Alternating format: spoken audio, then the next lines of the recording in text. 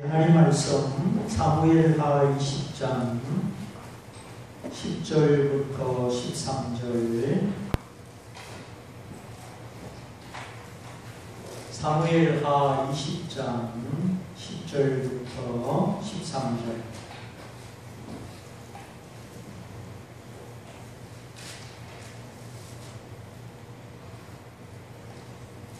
찾으신 줄 알고 사무엘하 20장 10절부터 13절. 아마사가 요압의 손에 있는 칼은 주의치 아니한지라. 요압이 칼로 그비를 찌르매 그 장자가 땅에 흐르니 다시 치지 아니하여도 죽으니라. 요압과 그 동생 아비새가 비글의 아들 세바를 쫓을새 요압의 소년 중 하나가 아마사의 곁에 서서 가로되, 요압을 좋아하는 자와 다윗을 위하는 자는 요압을 따르라 할 때에 아마사가 길 가운데 피 속에 부러져 졌는지라. 그 소년이 모든 백성에 섰는 것을 보고 아마사를 큰 길에서부터 밭으로 옮겨서나 거기 이르는 자도 다 멈추어 서는 것을 보고 옷을 그 위에 덮으니라. 아마사를 큰 길에서 옮겨가매 사람들이 다 요압을 따라 비글의 아들 세바를 쫓아가니라. 아멘. 우리 산성의 밴드 보컬 참 대단한 것 같습니다. 감사를 드리고요. 자, 이 절대절명의 순간에 한 사람의 반란, 세바의 반역으로 말미암아 누가 곤란하게 됐습니까? 다윗이 아주 곤란하게 됐습니다. 왕자에서 쫓겨났다가 돌아오는 그런 분위기 속에 세바라는 사람이 나팔을 불어 11지파를 다 데리고 가버렸으니까 이거 왕으로서는 지금 보통 곤란한 게 아닙니다. 그런 분위기 속에서 그날 눈앞에 있는 그 세바를 죽이지 못했습니다.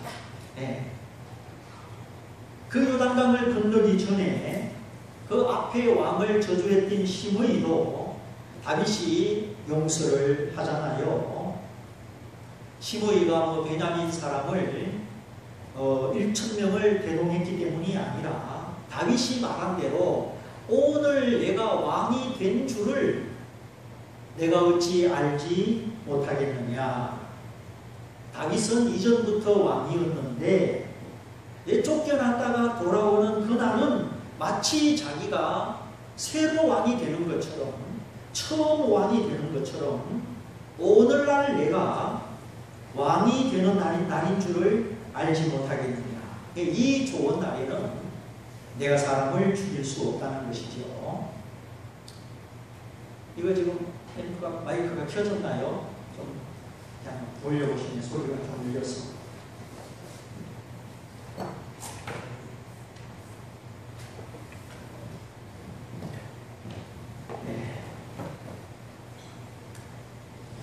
그러니까 다윗은 압살롬이 왕이 되겠다고 일어난 그 상황에서 쫓기어 도망갈 때 자신이 다시 왕이 되고 안 되고를 하나님께 어떻게 했습니까? 하나님께 맡겼지요. 중요한 것은 고집하지 않고 하나님께 맡기면서도 자기가 해야 되는 일을 다 했다는 점입니다. 왕이 되고 안 되는 그 중요한 문제를 하나님께 맡겼다. 그러면서도 자기가 해야 되는 일을 다 했다고 하는 이 점을 우리가 생각해 볼 필요가 있습니다. 자, 압살롬은 군사를 거느리고 왕궁으로 오고 있고 다윗은 그 칼을 피하여 도망가는 중에 자신이 할 수 있는 일을 다 합니다. 어떤 일을 했습니까? 자기를 따르는 후세를 일부러 압살롬의 편인 것처럼 예루살렘 성 안으로 돌려보내지요. 벌써 다 잊어버렸어요. 기억하시죠? 그리고 자기의 참모 아히도벨이 압살롬의 편에 섰다. 그 배신의 소식을 듣고도 주요 아히도벨의 모략을 어리석게 하옵소서. 그 배신의 아픔에 떠는 시간도 없이 그냥 하나님을 향하여 화살기도, 주여 저 아히도벨의 모략을 어리석게 하옵소서 기도하잖아요. 그래서 제사장과 제사장의 젊은 두 아들을 연락병으로 남겨두고 너희가 여기 나와서 중대한 소식이 있거든 내게 알려라. 이렇게 다윗은 그 불리한 상황, 지금 미래를 알 수 없는 그 조건 속에서도 하나님을 믿음으로 말미암아 자기가 할 수 있는 일을 다 하는 것을 보게 됩니다. 이게 귀중합니다. 하나님께 맡기면서도 자기가 왕이 되고 안 되고를 고집하지 않으면서도 자기가 할 수 있는 일을 다 하는 점, 저는 여기서 참 다윗의 성숙한 태도를 봅니다. 그런데 보통 사람은, 믿음 없는 사람은 절망할 때 어떻게 합니까? 아유, 될 대로 되라. 이제 다 끝났다, 다 끝났다. 너 죽고 나 죽자. 이렇게 자포자기하는 모습이 보통 사람의 모습이지요. 믿음 없으면 그렇게 될 수밖에 없어요. 그리고 손을 놓아버리고 기도도 안 하고 해야 되는 조치를 취하지도 않고 할 수 있는 일도 안 하는 것이 절망하는 보통 사람들의 모습이에요. 여러분은 실망이 됐을 때 어떻게 행동했는지 살짝 한번 뒤돌아보십시오. 바라기는 하나님을 의지하고 하나님께 맡겨드리는 큰 믿음을 가지고도 또 한편 자기가 할 수 있는 일을 기도하면서 최대한 하시기를 바랍니다. 난관과 어려움 앞에서 자꾸 회피하고 빠지고 그런 태도는 좋지 않습니다. 가끔 우리 집사님들도 마음이 좀 복잡하고 힘들면 목사님, 저 오늘 기도 좀 못했어요 하고 이제 대표 기도 순서를 자꾸 빠져요. 오늘 우리 집사님 기도 잘하셨는데 물론 막 마음이 힘들 때가 있죠. 그리고 막 더 잘 준비해서 내가 최상의 상태에서 기도하겠다. 그 마음은 이해를 하죠. 그러나 마음이 좀 복잡하고 힘들다고 그것이 왕의 자리에서 쫓겨가는 다윗보다 힘들었을까? 그것도 아들에 의해서 도망가는 그 아버지 마음은 어떠했겠습니까? 그래서 믿음이라는 것은 내 조건, 내 영적 상태, 내가 준비된 것, 그걸 초월해서 하나님의 은혜를 의지하는 것입니다. 이거는 굉장히 중요한 내용입니다.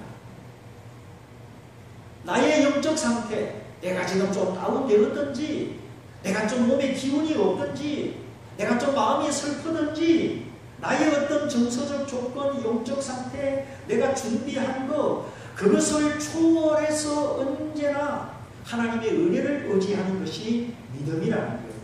하나님은 그 믿음을 기뻐하십니다. 비록 내가 죄를 지었을지라도 하나님 앞으로 나와서 보혈을 의지하는 것이 믿음이에요. 우리가 보통 뒤로 물러가기 쉬운데 하나님 앞으로 나가는 이 믿음이 참으로 소중합니다. 보혈이 없이 마음으로 하나님 앞으로 나가지 않고 스스로 자기를 추스리고 시간을 기다리고 맡은 순서를 넘기고 아이고 오늘은 못하겠다. 그거는 믿음의 태도가 아니에요. 하나님을 의지하는 자세가 안 되는 겁니다. 믿음은 언제나 내 모습 그대로 보혈을 의지하여 하나님 앞에 나가는 것이다. 그래서 하나님 앞이 아니라 뒤로 물러가는 것은 믿음이 아니고 하나님이 기뻐한다 그랬습니까? 안 기뻐한다 그랬습니까? 예, 뒤로 물러가는 것은 하나님 기뻐하지 않으신다. 예수님의 보혈은 내가 잘하고 평안하고 내가 충성할 때만 필요한 것이 아닙니다. 예, 약하고 부서지고 무능하고 부끄럽고 그때 주님의 보혈이 우리 재산이요 치료의 능력이요 회복시켜 주시는 은총인 것입니다. 그때도 주님의 보혈은 여전히 나에게 필요한 겁니다. 그러므로 항상 우리는 보혈 안에서 보혈과 더불어 살아가는 줄을 아시기를 바랍니다. 내가 좀 열심내고 충성하고 자기 관리를 잘하니까 잠깐 예수님 보혈 잊어버리고 예수님이 안 계셔도 되니까 저리 좀 비켜 계십시오. 제가 지금 컨디션이 참 좋거든요. 그러니까 예수님 안 계셔도 돼요. 좀 저쪽에 계세요. 이것이 믿음의 태도가 아니라는 거예요. 주님이 뭐라고 말씀하셨습니까? 내 살을 먹고 내 피를 마시지 않는 자는 나와 상관이 없다. 우리 육체를 위해서 밥 먹고 물 마시듯이 우리가 어떻게 밥 먹고 물 마십니까? 어제 먹고 오늘도 먹고 어제 물 마시고 오늘도 마시고. 여러분 지금까지 밥그릇 몇 그릇 잡수셨어요? 하루 세끼 1년 365 곱하기 그 50년 해봐요. 아이고 저도 잊어버린 거 엄청 많이 먹었네. 죽을 먹었든지 강냉이를 먹었든지 하여튼 어마어마하게 먹었네요. 이렇게 우리 육체를 위해서 밥 먹고 물 마시고 또 먹고 또 마시듯이 우리 영혼을 위해서 항상 주님의 찢어진 살, 주님의 흘리신 보혈을 의지해야 된다는 겁니다. 그게 바로 내 살을 먹고 내 피를 마시지 않는 자는 육체의 양식처럼 육체의 음료처럼 그렇게 언제나 항상 주님의 살을 먹고 주님의 피를 마셔야만이 우리가 주님과 상관 있는 자가 되고 믿음으로 사는 자가 된다는 거예요. 얼마나 소중한 말씀입니까? 그러니까 내 기분, 내 상태, 내 컨디션 그것이 내 신앙의 중심이 되면 안 된다는 거예요. 기분이 좋고 상태가 좋고 아들은 또 1등상을 받아보고 컨디션이 좋으면 찬양 인도하고 대표 기도하고 안 좋으면 피하고 그게 아니라는 거예요. 내가 어떻든지 하나님을 의지하여 그 순간순간 하나님 앞에 나아가는 이 믿음의 자세를, 믿음의 용기를 지킬 수 있기를 바랍니다. 내 연약할 때도 그렇게 믿음으로 나가면 하나님이 임하는 은혜가 있어요. 내가 그 순간을 피해버리니까 안 내리는 것이지 믿음으로 나가면 또 임합니다. 그래서 우리 새끼 밥 안 먹으면 안 되듯이 언제나 예수님 보혈이 우리 안에 우리 생명으로 이 흘러 넘쳐야 됩니다. 우리가 보혈을 인정함으로 고백함으로 의지하고 찬양함으로 언제나 주님의 보혈이 내 안에 넘쳐야 되는 거예요. 그렇지 않고 자신의 영적 상태, 자기 조건으로 예수님을 섬긴다면 그건 아직도 교만한 것입니다. 덜 성숙한 거예요. 내 모습을 감추고 싶고 하나님 앞에 드러내지 않고 약한 모습을 보이기 싫고 그것이 육신적인 생각이고 육신적인 태도라는 거예요. 그렇게 하는 것은 아담의 본성이지 영적 생각, 영적 태도가 아니다. 우리가 언제나 보혈이 없이 내가 상태가 좋고 조건이 좋으면 막 나서서 하나님을 섬기고 내가 상태가 안 좋고 기분이 안 좋으면 하나님을 안 섬기고 그것이 아니다. 그래서 우리가 평소에 늘 은혜를 사모하고 영적 상태를 잘 관리해야 되지만 그렇지 못할 때도 보혈을 의지하여 주님 앞에 나갑니다. 그런데 우리는 왜 모든 순간 모든 상황에 하나님 앞에 엎드리지 않습니까? 즉시 지체하지 않고 그때그때 주님의 보혈 앞에 나가지 않습니까? 왜 내가 인간적인 생각할 거 다 하고 인간적인 고민할 거 다 하고 갈등할 거 다 하고 그리고 나서 보혈 앞에 나가느냐 하는 것입니다. 성경적으로 볼 때 그것이 바로 영적 교만이라는 것입니다. 무엇 때문에?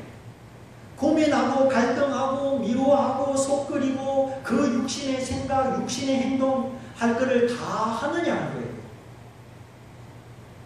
그러므로 자기 조건, 자기 상태에 따라서 하나님을 섬기고 안 섬기고 그건 좋은 태도가 아닙니다. 모세처럼 곧바로 언제나 하나님 앞에 엎드리시기를 바랍니다. 모세는 뭐 특별히 잘한 것이 없어. 그냥 문제가 생기면 하나님의 영광 앞에 엎드렸더라. 출애굽기를 읽어보세요. 모세가 하나님 앞에 엎드리는 장면이 얼마나 많이 나오는지. 이스라엘 백성들이 그렇게 만나 내려주시고 하나님 기적과 능력을 보여주셔도 애국으로 돌아가자 불평하고 목마르다, 뭐 고기가 없다, 참외도 수박도 시원한 것도 없다, 아이고 예수 믿어도 별난 것도 없고 시원한 것도 없다. 그런 거예요 지금. 그 애국의 재미, 세상 재미, 육신적인 재미, 그거를 못 잊어서 이 은혜에 만나는 맛도 없고, 아이고 이 강야에서 그냥 고기도 한번 오시고 보고 참외도 없고 파도 부추도 없고 마늘도 없고 그냥 막 자극적이고 맛있는 것이 없다는 거예요.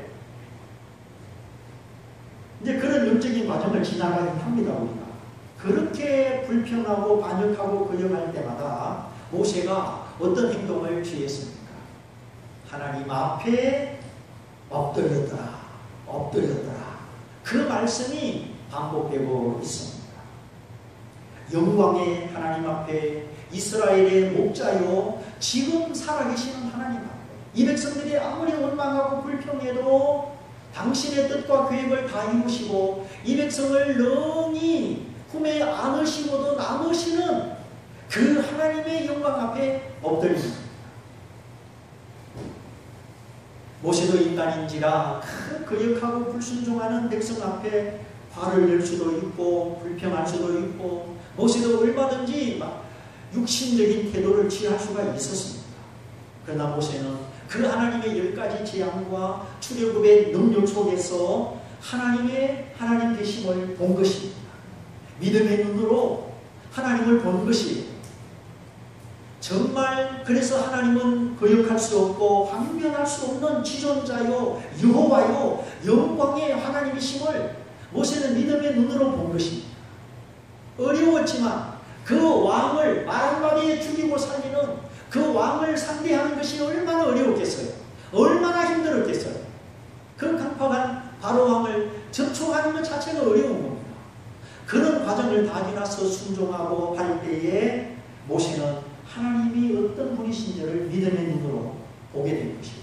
그리고 문제가 생길 때마다 그분 앞에 엎드립니다. 그래서 모세는 여러 가지 힘들고 어렵고 백성들이 안 좋은 행동을 취해도 불평하지 않습니다.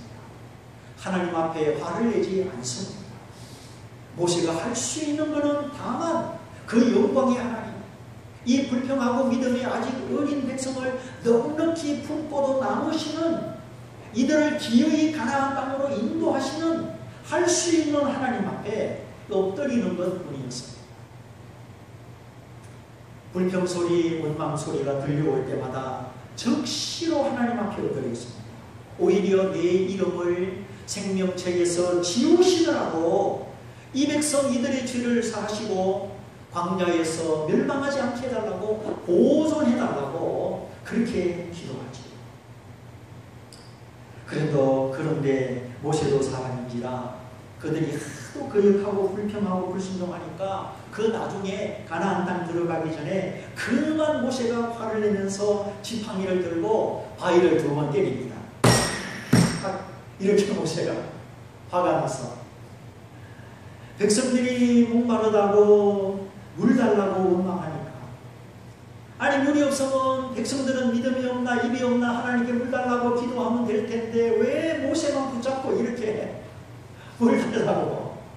그래서 모세가 하나님 내가 이 백성을 낳았습니까? 내가 이 백성의 아버지입니까? 그러면서 드디어 모세도 인간적으로 폭발한 거예요.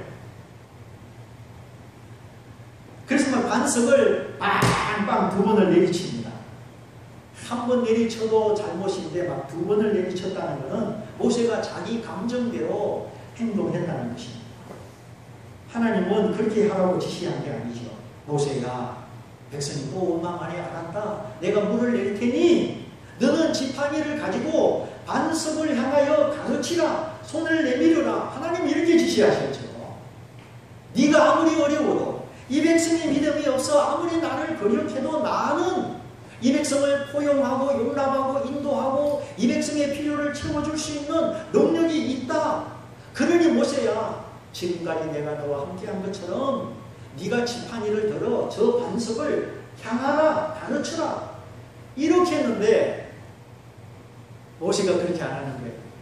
이놈의 백성들 내가 뭐 그러면서 막 확한 반석을 두 번 때리는 겁니다. 그래서 모세가 가나안 땅에 못 들어갑니다. 그 혈기 때문에, 분노와 감정 때문이죠. 적과 꿀이 흐르는 가나안 땅을 멀리 눈으로 보기만 하고 들어가서 누리지 못했습니다. 우리가 분노하고 원망하며 섭섭해하며 자기 감정대로 살면 순간 그렇게 지나갈 수는 있지만 그런 감정을 계속 가지고 있으면 영적으로 가나안 땅에 못 들어간다는 것이죠. 그 믿음의 수준과 한계를 넘어가지 못한다는 겁니다. 그러나 우리의 믿음은 자기를 부인하고 나를 쳐서 복종시키고 내가 죽고 예수로 사는 것입니다. 내 안에 계시는 예수님이 얼마나 나를 축복하시고 당신의 지혜와 능력을 나타내시고 주님이 내 안에서 사시려고 주님이 애쓰시는지 아십니까? 우리가 주님을 가로막지만 않는다, 우리가 주님을 제한하지만 않는다면 주님은 언제나 우리 안에서 당신의 지혜와 온유를 나타내시고 그 사랑과 능력을 나타내시기를 주님이 우리 안에서 학수고대하고 계신다는 것을 아셔야 됩니다. 그래서 아무든지 나를 따라오려거든 자기를 부인하고 날마다 자기 십자가를 지고 나를 좇을 것이다. 우리가 구원받은 사람으로 은혜 입은 백성으로 이 말씀을 새기고 반드시 이 말씀 안으로 들어가야 됩니다. 그냥 듣기 좋고 보기 좋은 암송구절이 아니지요. 우리가 그렇게 살아야 되는 주님의 말씀입니다.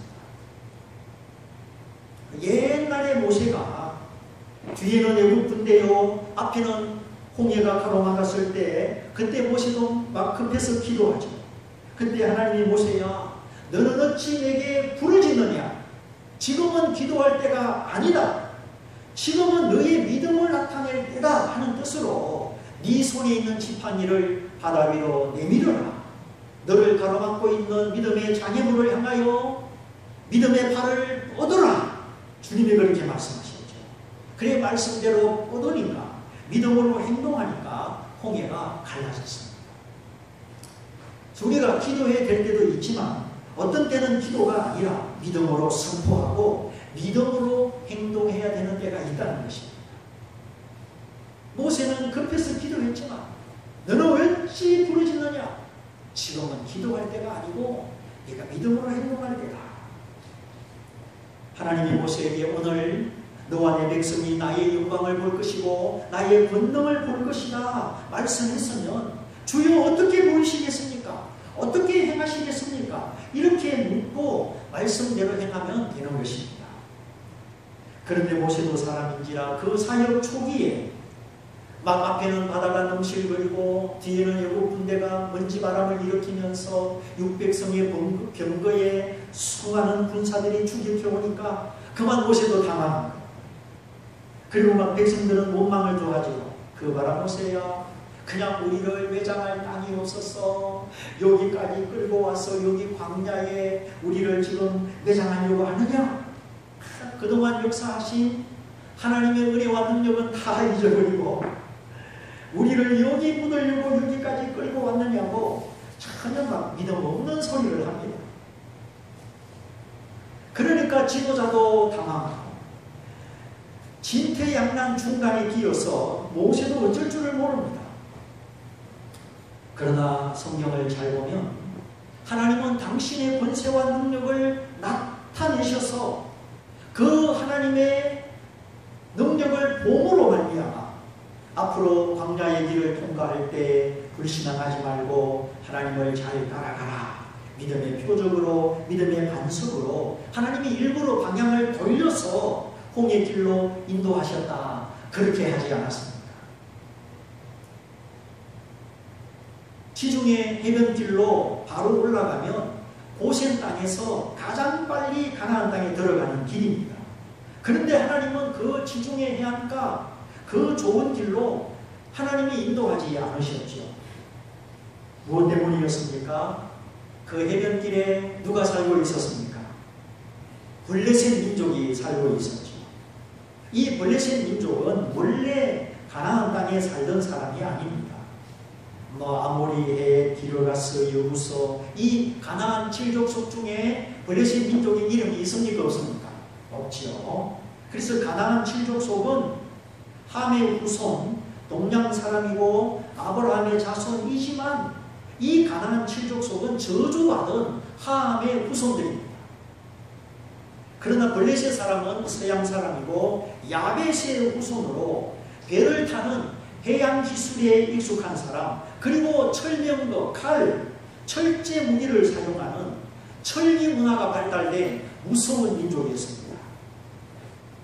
그래도 하나님은 자기 백성들이 믿음만 있다면 이 블레셋 사람을 물리치고 가장 가까운 길로 인도할 수가 있었죠. 그런데 그 길로 인도하지 않은 이유는 저들이 블레셋 길로 들어가다가 블레셋 군사들이 왜 우리 땅으로 들어오느냐 하고 칼을 들고 전쟁하려는 것을 보면 내 백성이 돌이켜 믿음의 행진을 멈추고 어디로 돌아갈 것이기 때문이다. 애국으로 돌아갈 것이기 때문에 아직은 자기 믿음의 백성들의 믿음이 훈련되지 않고 어리다는 것을 알기 때문에 그 가장 가깝고 좋은 일이 있었는데도 그 뒤로 인도할 수가 없었다고 했죠. 믿음만 있다면, 하나님 의지하고 순종만 한다면 하나님이 블레셋을 물리치고 가장 가까운 길로 인도했을 텐데 아직은 그 백성의 믿음의 수준이 그렇지 못하므로 싸워서 이기고 전쟁을 치를 만한 훈련됨이 없음으로 말미암아 하나님이 진행 방향을 바꾸신 것입니다. 자, 우선 문제만 생기면 교회도 안 나오고 아직 그렇게 믿음이 약한 상태였죠. 400년 동안 사탄에게 묶여서 종살이만 했지 하나님과 함께 자주적으로 능동적으로 헤쳐나갈 만한 믿음의 훈련, 믿음으로 사는 연습이 없었던 것입니다. 그러니까 400년 동안 종살이하던 그 굳어진 생각, 그 습관이 어떻게 하루아침에 바뀌겠습니까? 그래서 하나님이 계획하시고 자기 백성을 인도하는 길은 빠른 길이 아니라 해변가 길이 아니라 무슨 길이었습니까? 광야의 길이었죠. 광야. 광야는 농사로 지을 수 없는 땅입니다. 광야는 거칠고 험하고 짐승들이 머무는 땅이죠. 그래서 광야는 하나님을 의지할 수밖에 없고 하나님을 만날 수밖에 없는 그런 길이기 때문에 하나님은 그 노예 근성을 벗어버리고 하나님을 의지하는 믿음의 백성, 기도하는 백성을 만드시려고 그 광야의 길을 계획하셨고 그 백성을 40년 동안 그 광야 안에서 훈련을 시키신 거예요. 그러한 광야의 길을 시작하기 전에 하나님이 갑자기 방향을 돌려서 홍해길로 인도하시는 겁니다. 사실 홍해는 길이 아니죠. 앞에가 바다인데 거기 길이 어디 있습니까? 그냥 꽉 막힌 길, 인간의 능력으로 헤엄쳐서 갈 수도 없는 길, 하나님의 은혜와 능력이 아니면 안 되는 길, 하나님의 능력이 나타나야만 되는 길, 그 길이 홍해길인 거예요. 하나님이 그 길로 인도하시는 거예요.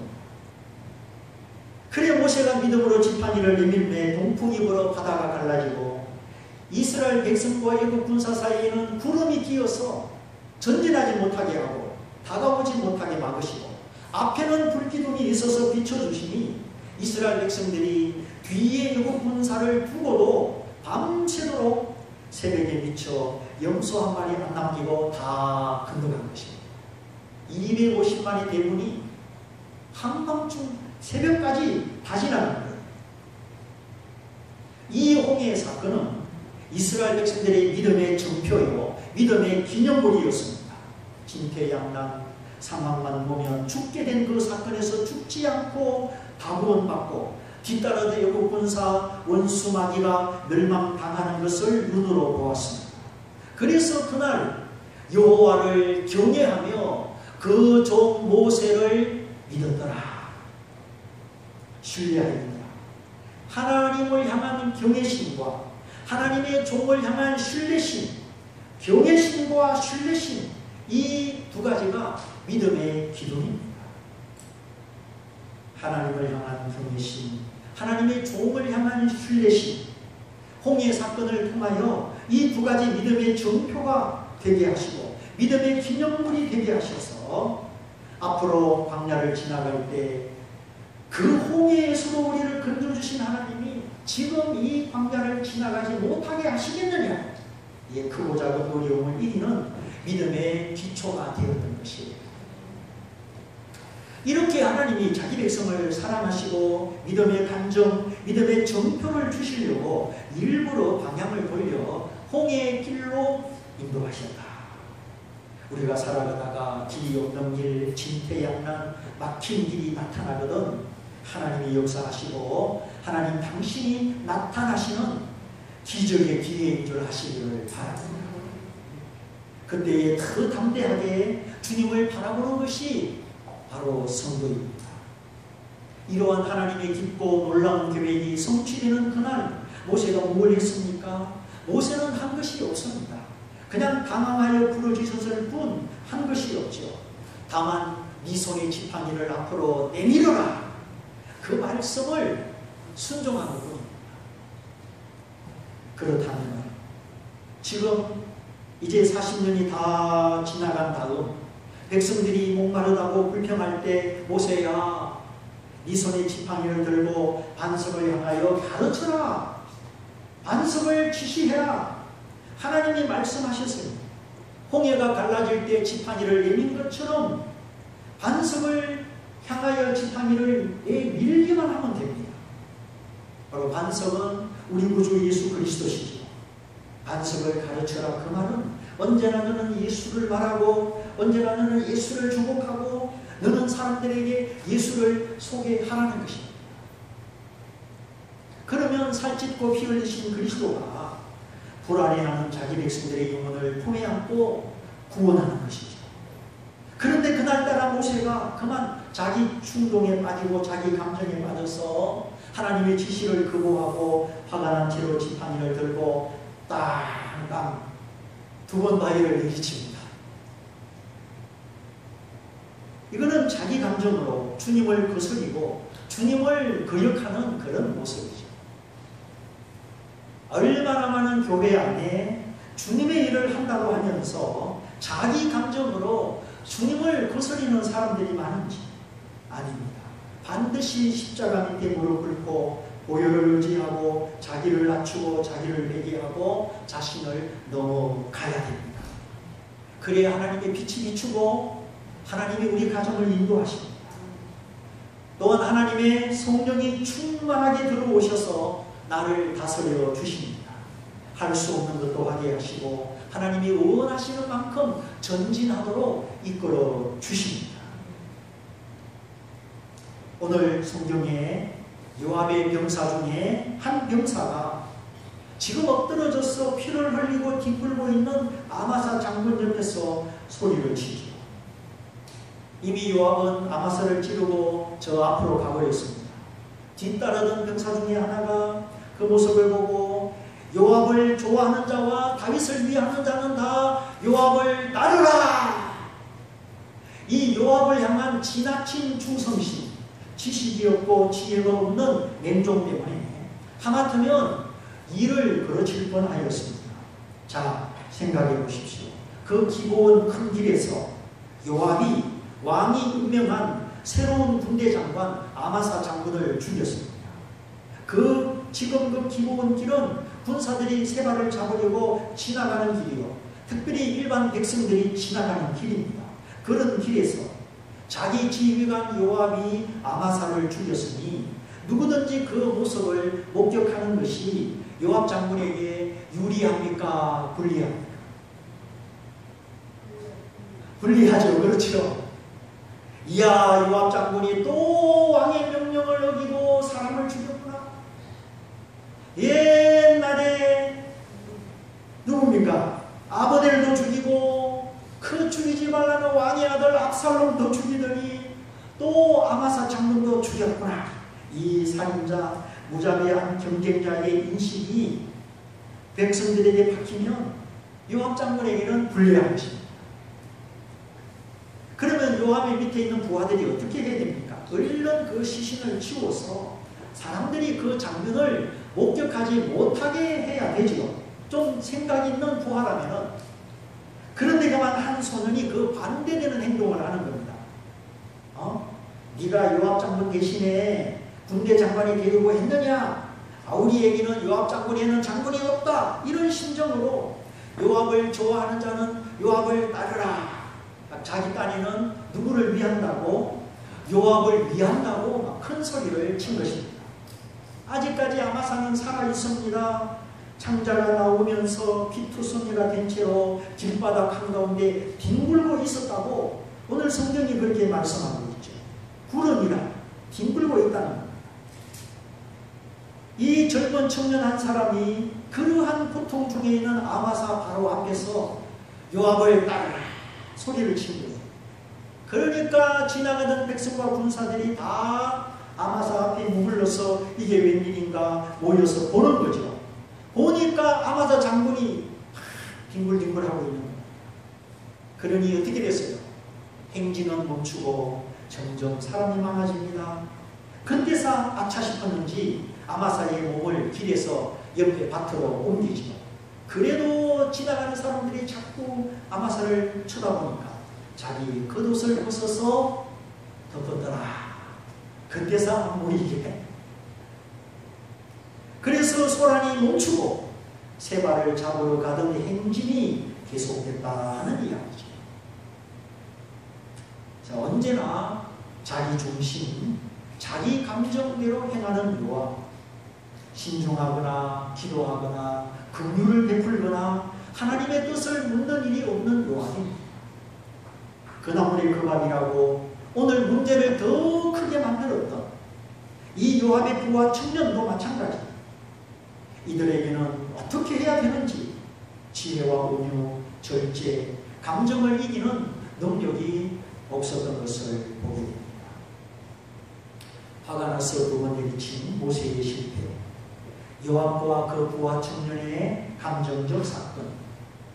그러나 내 원대로 마옵시고 아버지의 원대로 되기를 원합니다.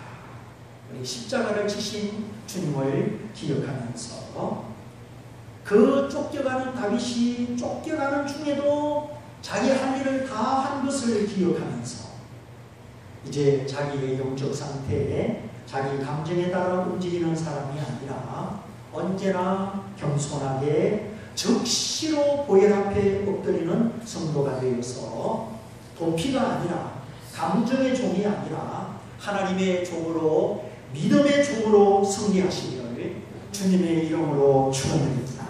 우리 말씀을 붙잡고 기도하겠습니다. 영원한 보혈, 내가 언제 어떤 상황에 있든지 내 영적 상태가 어떠하든지 나를 하나님 앞으로 인도하는 주님의 보혈, 그 보혈 의지하여 멈추지 않고 속거리지 않고 즉시로 하나님 앞에 엎드리기를 원합니다. 우리 말씀을 붙잡고 다 같이 기도하겠습니다. 사랑하시는